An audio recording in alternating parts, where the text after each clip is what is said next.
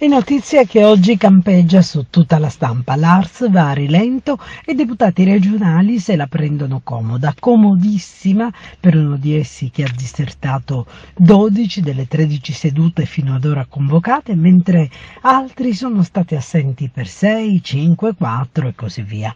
Il fatto ha indisposto il presidente Galvagno, che ha affermato in aula: non vi nascondo che sono in forte imbarazzo, ed ha ragione se si considera che ciascun deputato ci costa 12.000 euro lordi al mese e che in 4 mesi sono state approvate solamente 4 leggi e gli stipendi dei politici in soli 4 mesi costano 3.600.000 euro.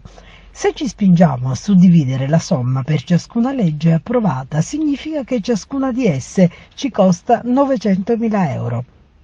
Bisogna dunque sottolineare che i 70 deputati percepiscono un compenso che costa alle tasche della regione e dei siciliani 840.000 euro al mese, più 54.000 euro per indennità varie di carica, presidenti, segretari, a cui vanno ad aggiungersi poi altre spese per eventuali missioni, viaggi, collaborazioni, consulenze, funzionamento dei gruppi parlamentari, insomma si arriva a cifre da capogiro.